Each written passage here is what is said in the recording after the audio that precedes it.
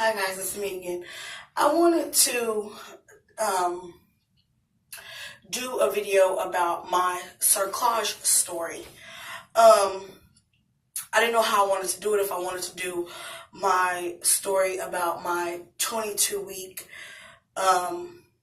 loss first. So I guess that's where I'll start at, and I'll just make this like a two-part video. In August of 2015,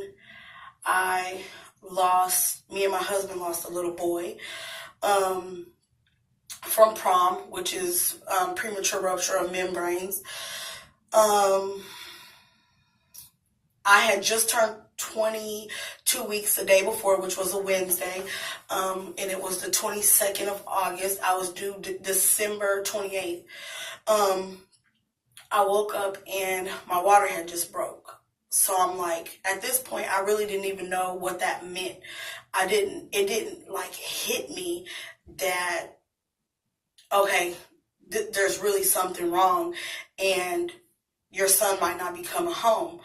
So I'm just thinking, so I called my doctor and he's like, if the water is, because I didn't know if I had peed or if what had happened. So I go to the hospital and they check my water and my water bag has broke. So at this point, they keep me in the hospital. They keep me on medicine to try to keep me from contracting. And pretty much he's like, there's nothing that we can do if he's born at this point, because at this point in gestational age, there's really nothing that we can do for him unless you can stay pregnant for pretty much over a week. I was like 22 weeks and some days. So he was like, unless you can stay pregnant until next Tuesday, there's pretty much, if he's born, he's not going to make it. So I'm thinking to myself, oh my God, now I'm dealing with, if I have him now, I don't know what I'm going to do. I had never been through anything like that in my life. So what happened was they end up releasing me from the hospital and sending me home. Because my doctor, he explained to me that usually when your membranes rupture prematurely, you usually give birth within the next 24 to 48 hours of that happening. So I went home and I think I made it through the night and almost through the next day, which was, no, I made it 2 days. So my water broke on Thursday morning at like 6 o'clock in the morning.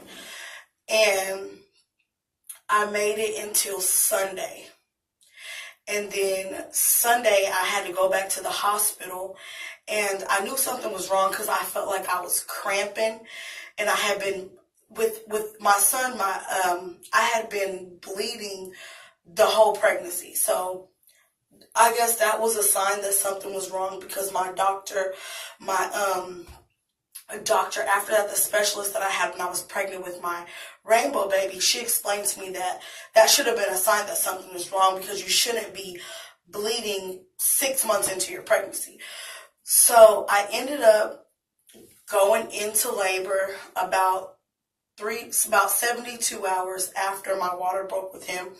I had him August 23rd, 2015, and it was one of the hardest things that I ever had to do.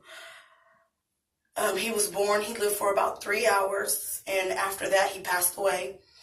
Me and my husband decided to have him cremated, but the hospital allowed us to stay.